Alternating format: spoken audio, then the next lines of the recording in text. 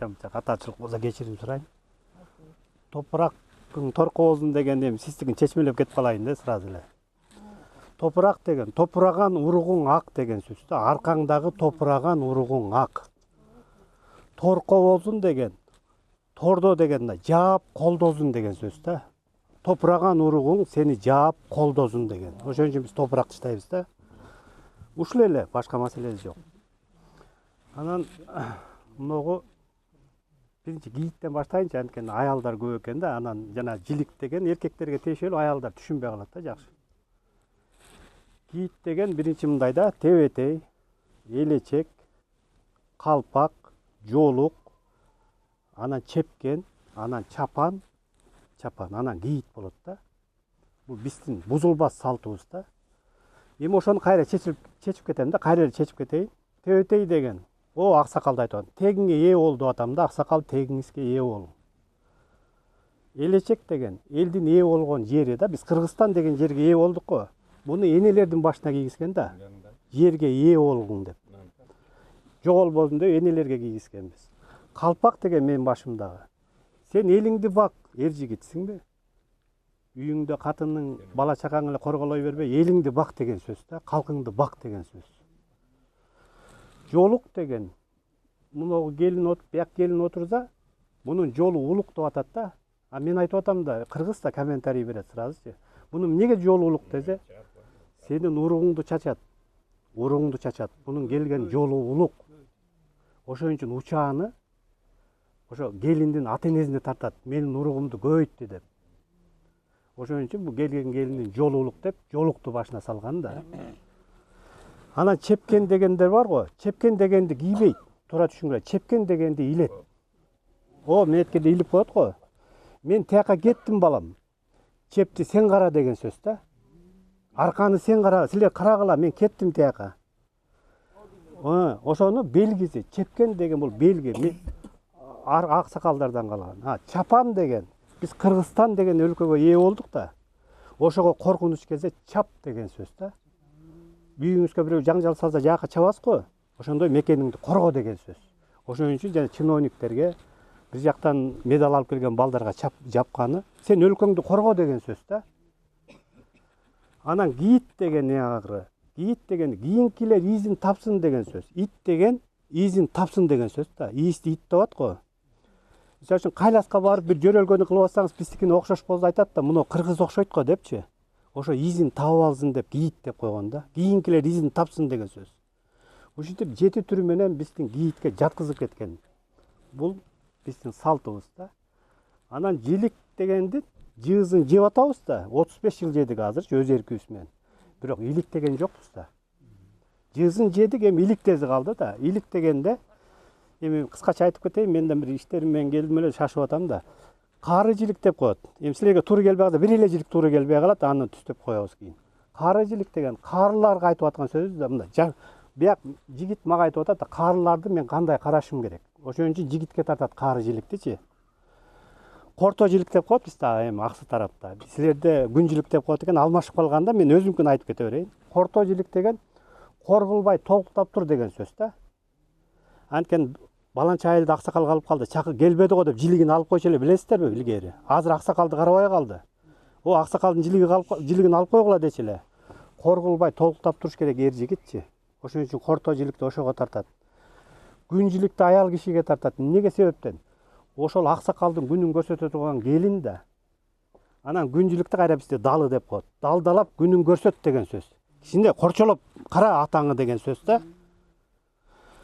Анан жамбаш, анан кашка жилик деген каш кабаган кара. Ата эненинчи мындай келинчегинен сурай бербестен каш кабаган караш керек да. Ата, кабагыңыз бүркөлүп калыптыр, каш кабагыңыз бүркөк го.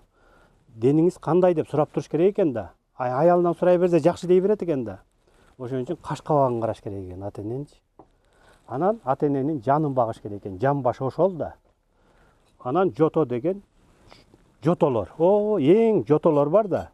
Анан омуртка деген ошо суроо берип атат кайра. Мурункулар каякта десе, анан кабырганы тартып атат го жиликтен кийин. Кабырда деп атат. Омуртка деген мурункулар дейт. Каякта деш керек да. Кабырда. Азыр мен кабырдагылар менен кеңешем десе, арбактар менен кеңешем десе, мен катыным менен кеңешем деп атпайбы азыр? Ал туура эмес. Сен ата энеңин арбагы менен кеңеш. Кандай болуп келген алар? Бизди кайсы замда доордон кайсы жака жаралган да ошон үчүн. Маанысы эми көп сөз болуп кетти, мен кыскартып айтайынчы. Анан куйрук деген куйду уругун, уча деген чачты уругун ата бабалар. Карчыга деген каарлыкка чыдаш керек экен да, каарлыкты да көтөрүп кетиш кыйын экен да. Омуртка деген мурункулар айттым, мурункуларга моюн сунуш керек экен, кулак деген акты куулаш керек экен, баш деген ошолорго баш болуш керек экен, көз деген көз өзүш, ошолорду көрүп өзүшүбүз керек экен, бет деген ошолорго карап бет алышыбыз керек экен. Төш деген, эр төштүк деген эпос бар го. Неге аял кишиге төштү салып берет кыз кишиге? Анткени бир эки адам бөлөгөлө адам эле да. Анан экөө үйлөнгөндөн кийин эки адамды бириктирип койду да. Ошон үчүн эр төштүк бириктирет экен да. Ошон үчүн Еламанын эр төштүгү 8 агазын таап бириктирди го. Ошон үчүн кызга салып бергени, силер бөлүнбөгүлө, биз бөлүнүп кетебиз. Бир жүргүлө бөлүнбөй деп. Төш аз бөлүнүп кетсе баары бөлүнүп кетет го. Ошентип эр төштүк эпосу ошол жерден чыккан экен да. Бириктирип жүрөт экен да. Анан жанагы туяк дегени, ата бабалар кайдан келгенин, туй, акты туй. Чындык деген биз кантип келдик аял замандан бул. Шыйрак дегени, ыйдан ырак бол деген, жамандыктан алыс болгула деп. Эми жамандык жакшылык бир болот да, бирок жамандык аз болсун деп, ыйдан ырак болгула деген сөз экен да. Мен азыр ошону анан бул жанагы казы деген, казы эзи жок дейт го. Казы деген, сен казы топтойт. Мисалы үчүн малды, жылкыны кой берсеңиз, кенен жерде оттозо казыны кенен топтойт, Сен акыл топтодуңбу деген сөз экен да. Топтогон акылың барбы, казең барбы дейт го. Ошол акыл топтосоңуз, анан бул аксакалдар ошо акылыңызды чачат экенсиз да, жок болсо эмнени чачасыз? Ошо казы деген ошол экен. Ичеге деген, ички өзүңдүн бүлөңө ээзиң, өзүңдүн адамдарга ээзиң. Чучук деген, чуркурабай, чуулдабай, ук деген сөз экен, жана аксакалдарды. Казы, жана кул жебес дегени, биз жегенди кулдар жебейт деген экен. Бизде кул жок да. Кулдар кимдер? Арабиядан келгендер. Алар жебейт биз жеген этти деген экен да. Анан ушинтип жылкынын анан жана терини неметип алып туран бычак менен кырып коюп атасыз го. Муустаган адам кырып коет экен деп силерде да барбы? Ал андай эмес. Ал терең иликте деген сөз, тери деген. Ушул колдонгон нерсени терең иликте балам деп таштап кеткен экен да. Анан ошолордун баарын мындай демесек, биз тарыхча кийиш китеп деп коет го. Ошо кийинкилер изин тапсын деген сөз экен да, бул делечи, ошону ойлонуп, чечмелеп, анан кийин элге таркатсын деген сөз экен да. Мындай мааниси барбы жокпу? Мен ушуну айтканы келдим. Анан мындай жылкынын түрүн билесиздер да? Мен өзүм билем, бирок сиз жылкыны жакшы билгениңи санап кое береличи, мен ошону чечип берем кайрачы.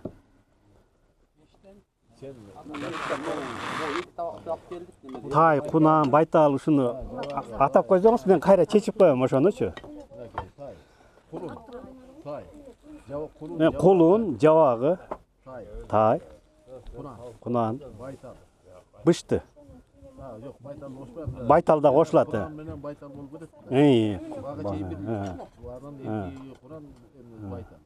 Азый. Кунандан кийин азый болот. Жаңы азый болот. Жо, азый эле кирет да, анан ат. Бир азый. Кунандан кийин бышты болот.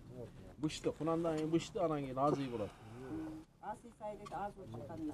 Азыр ушу жиликтерди коюп турганда неметет эле азыр. Айтам.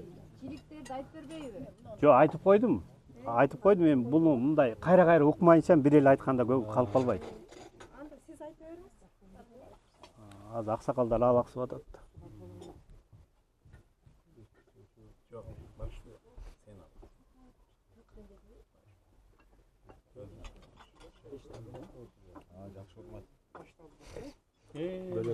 Тиги Гүлжан бар го. Мен жана ушуну таркатып берейин дегем да анан.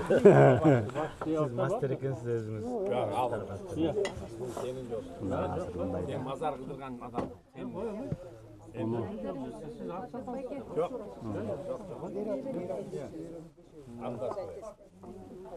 О, ақсақалдарға мындай тартылып, ана бияққа мындай Тап тартылып. болды, бер жана тартып бердім. Мындай тартып берсе. Аббас пакетен бері қарап. Тақта көп екен.